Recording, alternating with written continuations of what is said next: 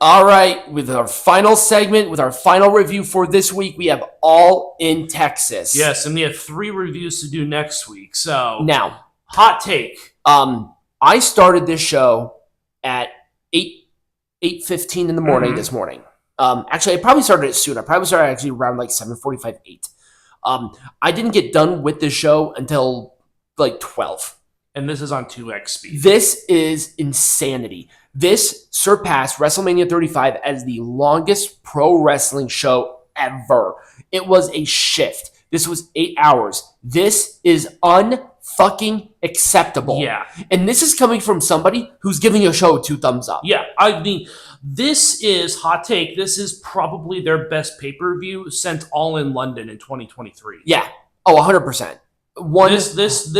This is a new high for AEW. This is something that AEW has desperately needed for the past half year, at least half year, maybe even a full year. Yep. They needed this, and they blew it out of the park. Don't get me wrong. It was a fantastic show. But, oh my God. 4 hours at 2x speed, that is a lot. Mm-hmm. That is a lot to take in. I was at 2x speed, and I didn't even watch the pre-show. I didn't even bother with that shit. That was and with the pre-show included, that is an 8-hour show. It's an 8-hour show. In what universe is it acceptable to put on an 8-hour show? Zero. And I'm at home. Right. I wasn't even in that crowd. If I was in that crowd, I would have been fucking pissed. Yeah. I would have been really pissed off. These long shows have got to stop. Yes. WWE doesn't do them anymore. No. Well, they cut it to 2 nights. So, to cut it to 2 nights, have a 2-night all-in. I don't care. Yeah. Actually, I probably would have. And while you're at it, now that we have a new, quote, world champion, split the brands. Yes. Do a roster split, please, for the love of God. Yes. Let's get into it. The Opps taking on the Death Riders and Gabe Kidd. It was the Opps winning, and there was a post-match attack on Samoa Joe specifically. I don't know if that means he's hurt or not, but he was stretchered out. Cool. Yeah. Whatever. Thumbs down. Fuck you. Men's Casino Gauntlet. This was... We did call this. Both of us called MJF the winner. Yep. And he won, and which was the right decision to make. I don't know. I was not a fan of this match. This was... I like Casino Gauntlets. I love the premise. This was definitely the weaker of the two. Oh, 100%. And this is the weakest Men's Casino Gauntlet I have seen. This is the lowest of the low. It was just boring. It was just... It was there. And again, we're giving the show 2 thumbs up. And this was just not there. MJF won. That was the right call. You're right. But at the same time... It was a very predictable match. It was. Very predictable win. We all knew it was going to happen. Yep, exactly. This is also very unfortunate. Adam Cole suffered a concussion during Collision. That's why he's out. Yeah. It sounded retirement. This sounded, looked, felt retirement. It did. It was very strange. I don't think he wants to retire yet, but he said that he's walking away for a very long time. Yep.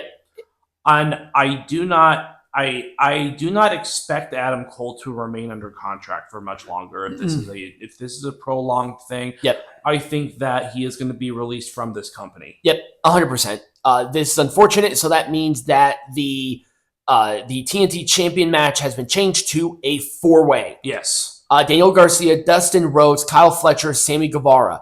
This is Sammy Guevara and Dustin Rhodes' 3rd match this weekend because they were in a 8-man tag with the Costco guys on the pre-show. So a lot of people are saying that Kyle Fletcher should have won this match. He should have won this match. And I agree that he should have won this match. I don't know why they gave Dustin Rhodes. Now he has 3 titles and he's 56. Yeah. It's a very interesting. I think here's where I'm like, I'm on the fence if this was a good or a bad decision. Yeah.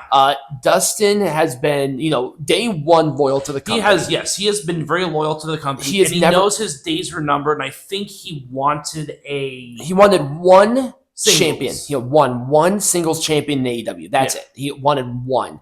And there was definitely a good feeling with it. Yeah. But if I was sitting here as like the wrestling booker, Kyle Fletcher should have won. Yes. Like I said, I don't know. I understand why Dustin won. Mm-hmm. I think he'll probably lose it fairly quickly. Yeah, I think so too. I don't think there's going to be a long reign at all. No. But, they were in Texas. I think he just wanted this once. Like, he's never going to get the opportunity again. Yeah. Big stage. Yeah. He wins a singles of the company he's been with since day one. I think he was one of the first signings to AEW. And I think this is his, quote, WrestleMania moment. Yep.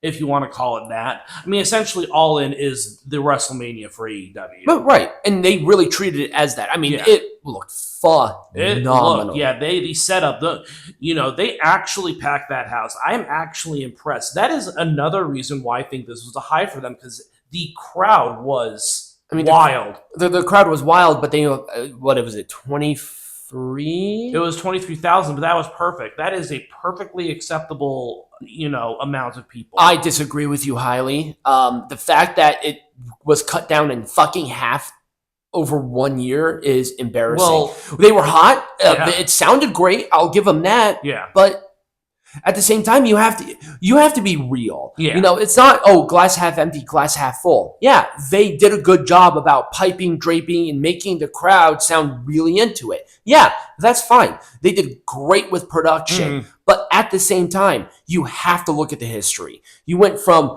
you went from 70 to 40, from 40 to 20. What the fuck is next? Are we going to get down to 15? Are we going to get down to 16? At that point, might as well put it in an arena. Right. And to be honest, it probably should have been an arena show, not a stadium show. I mean, WWE didn't start out as an arena caliber WrestleMania. spectacle. Yeah, I mean, exactly. They've had it in arenas forever before they were able to sell out stadiums. Right. I mean, this is a natural progression. You don't start, with a big blowing budget and then work your way down. Well, when your dad's a billionaire, it's easy to do that. It's easy to do that.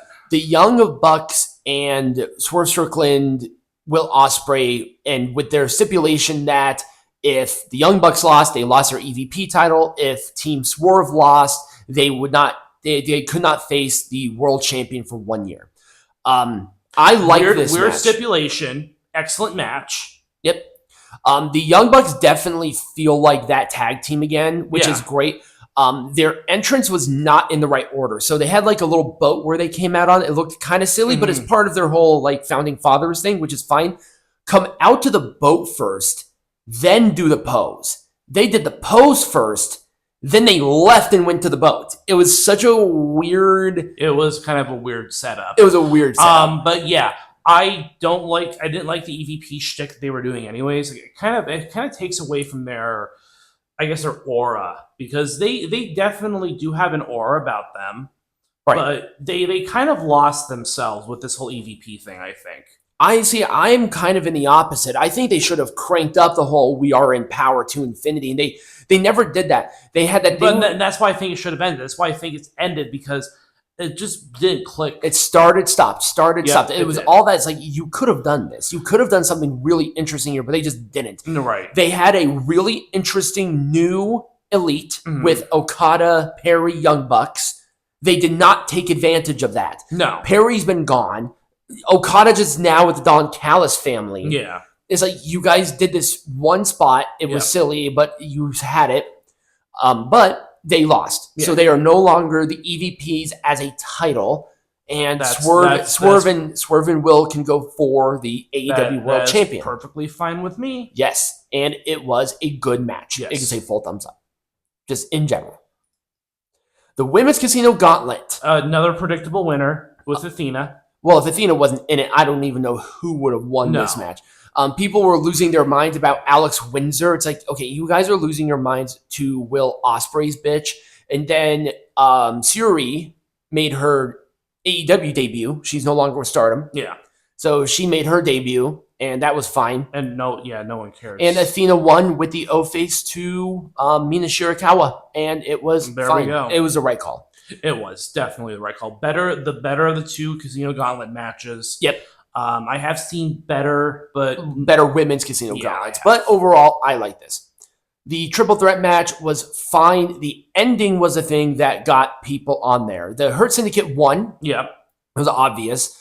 Christian ate the pin. I was surprised about that. I was surprised about that as well. But then Nick Wayne Kip Sabian and Mother, and then Mama Wayne betrayed Christian, which was kind of a crazy left turn. Yeah, that was kind of weird because normally it's going to be the leader of the group that betrays the underlings, but it's like, what is a patriarchy if Christian Cage isn't part of it? Cope returned, ran off the new heels.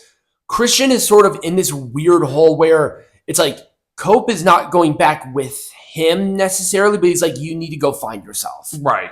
And I wonder if they're going to do something interesting with Christian there. I wonder, yeah, it kind of gives me that vibe of when they were doing the storyline with Hangman Page and his alcohol addiction stuff. That kind of gives me that vibe, and I kind of like that. Yeah, I'll see. We'll see what they do. Maybe Christian is hurt and he's going to take some time off. And that could entirely be the case as well.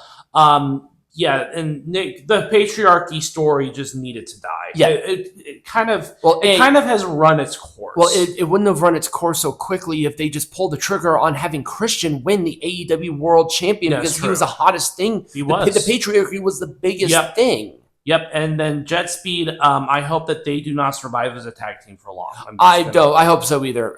They are just they don't. It doesn't gel with me.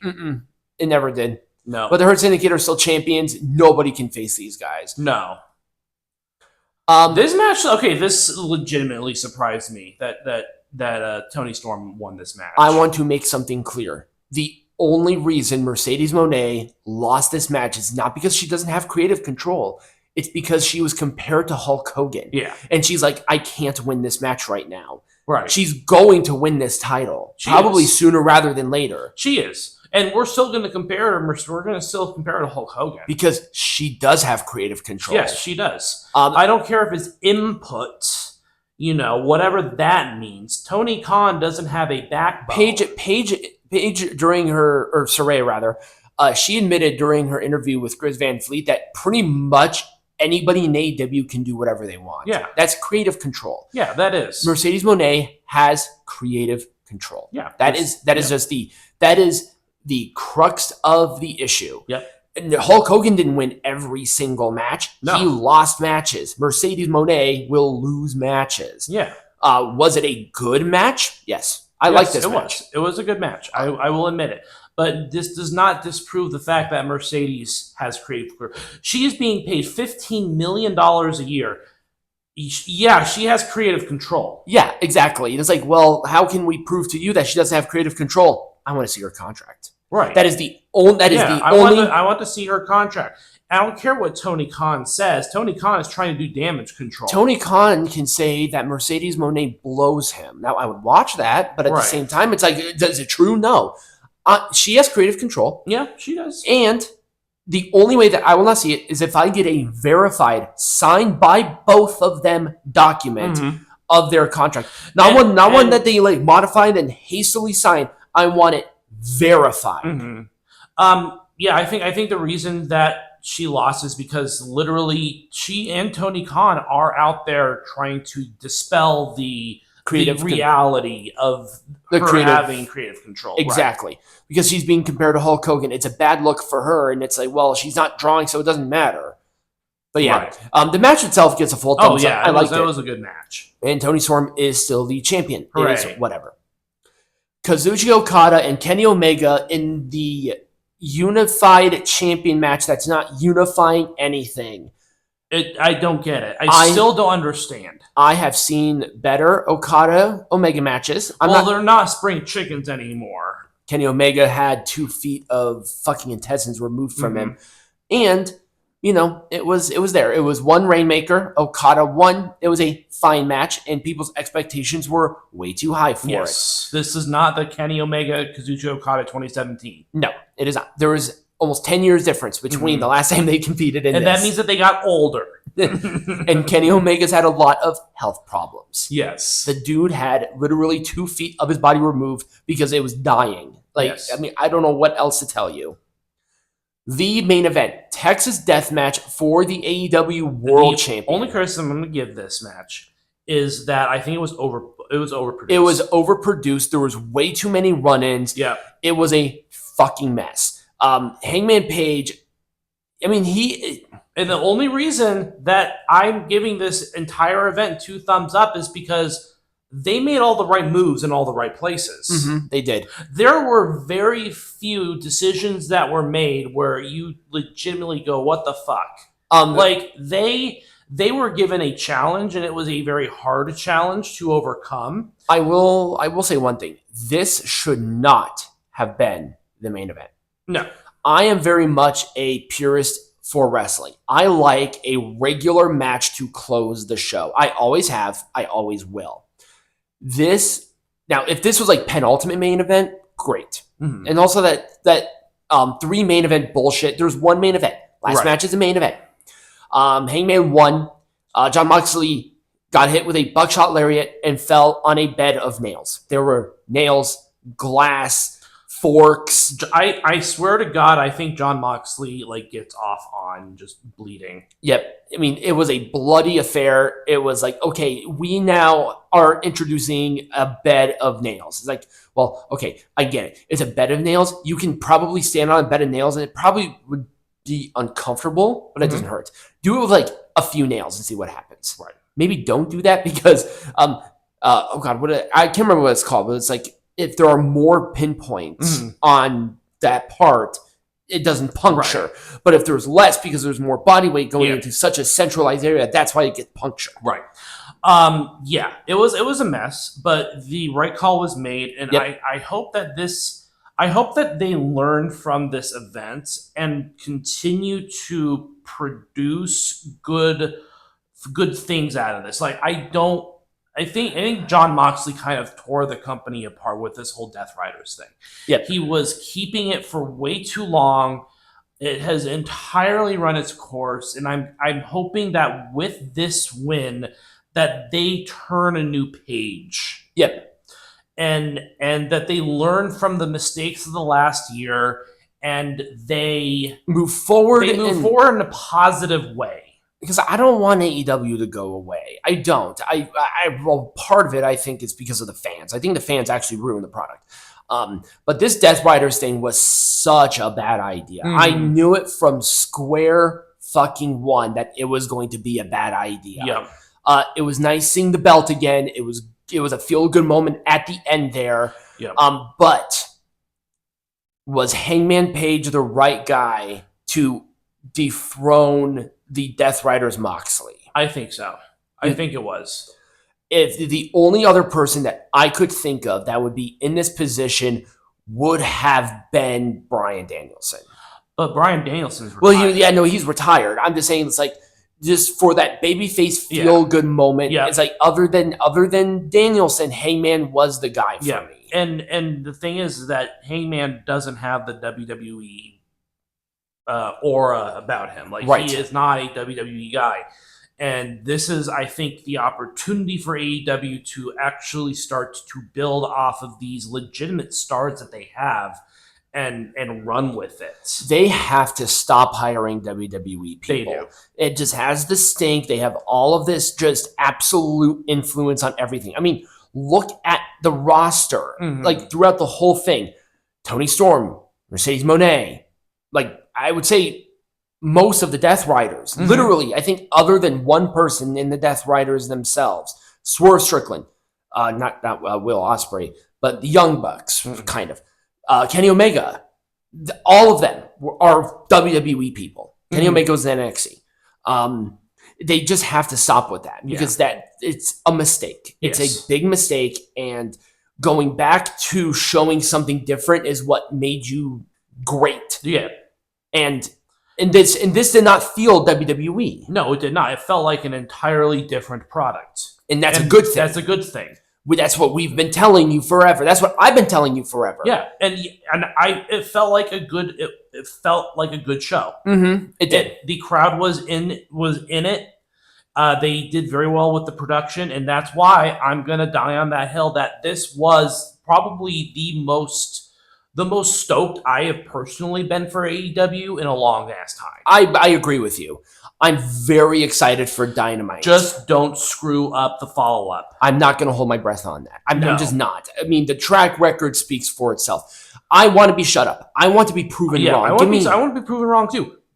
Just don't mess it up. Yep, exactly. So that was it for this show. Woo! Next week we had 3 reviews. So don't expect news or shit like this week because Unless something insane happens. Right. Unless something absolutely bonkers insane happens, just don't expect it. If you guys enjoyed this, remember to like, follow, subscribe, all of that good shit. And as always, be majestic.